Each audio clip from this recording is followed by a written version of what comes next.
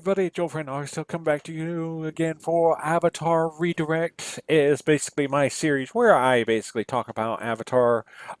Due to the nature of YouTube being kind of, a little bit difficult with launching Avatar, as much as I've tried to cut it, it still gets blocked. So if you're new to my Redirect, please watch this video. This is where I basically just go into more detail what I thought about the actual episode and just kind of give you my overall thoughts on it.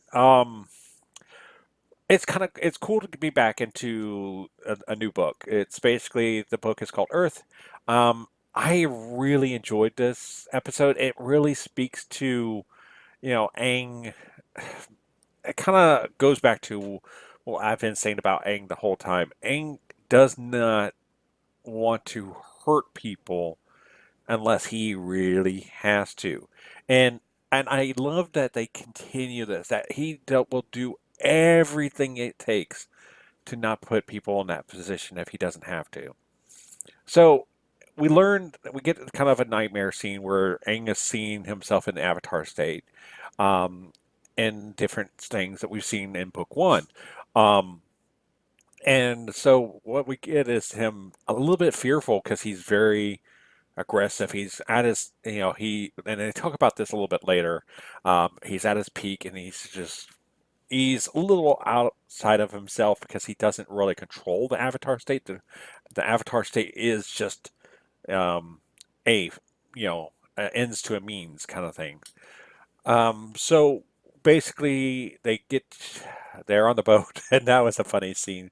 We get Katara is given a gift from the Master of the Water, the North Pole, that she was training with. Uh, Aang gets some scrolls. Sokka gets really nothing, which I felt bad for him. And they basically head off to the not the Fire Nation, to the Earth Kingdom. And I guess since this is the Earth book, we're going to get a lot more Earth type of episodes. So I'm looking forward to that. Um, if I had to say, I mean, as much as I like, water is a cool element, I like the Earth kind of style.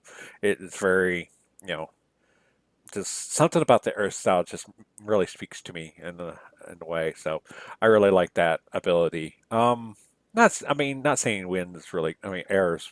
It's just. Yeah, I don't know. So basically, we get to see his sister, who was very strict. And someone asked me um,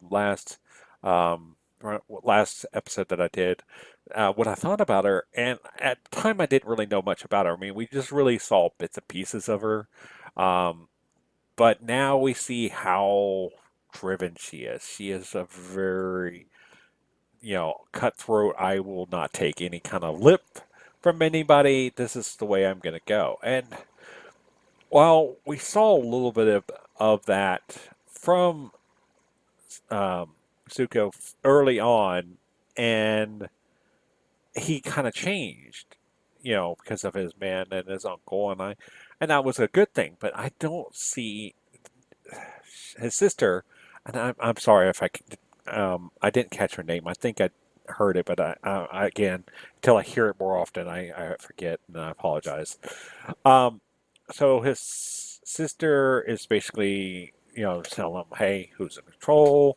I'm in control, and I'm basically, if you don't straighten up, I'm going to probably kill you." So, to her captain, who she doesn't have any respect for any of her other men. She is on top, and she knows it.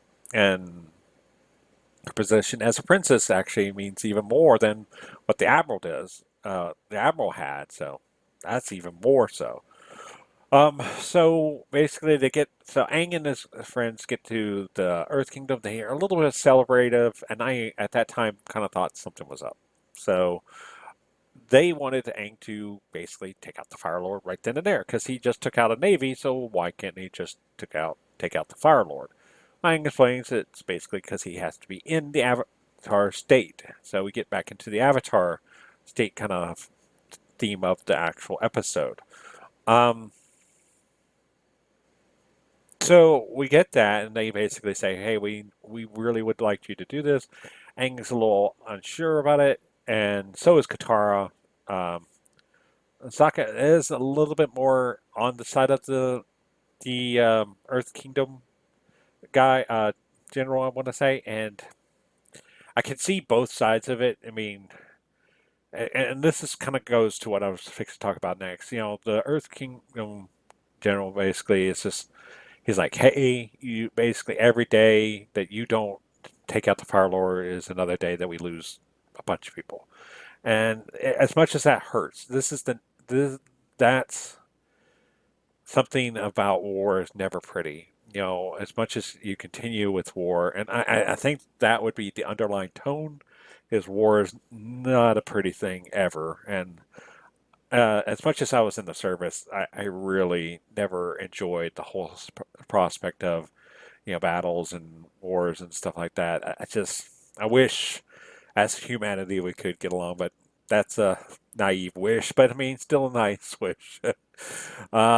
So we basically get them trying to push him into the avatar state, doing different weird things. So some of them pretty funny, like drinking uh, that tea, and he goes like into hyperbolic mode. He just goes all crazy.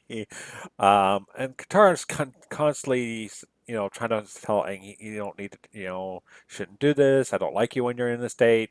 And so we kind of deal with that. So we'll get back to that in a second. So we get the sister again, and she's training. She's training with lightning. Now, I I can only assume that this kind of works a little bit like Naruto a little bit. And I hate to bring another uh, TV show into this, but I mean, I guess you can combine two elements to make something. So I don't know much about that prospect of things, so I guess we'll learn more about it. I'm sure it'll all come in time. So it's something that we'll learn, but evidently she can use lightning, and that's kind of interesting. So she's training for that and trying to perfect her skills in that. And she meets up with her brother and her uncle at one point and tells them a lie. Says, "Hey, father believes in family again. Wants you to come home." Blah blah blah blah. And Suko, I mean, is just like completely dumb. Not really dumbfounded, but he just buys it hook, line, and sinker. Which that I guess I can see it, but here's my thing. I think Suko should by now. Zuko should know by now. Sorry, it's not Suko. Zuko. Um, Zuko should know by now that he's not going to be able to go back in the way he thinks he is.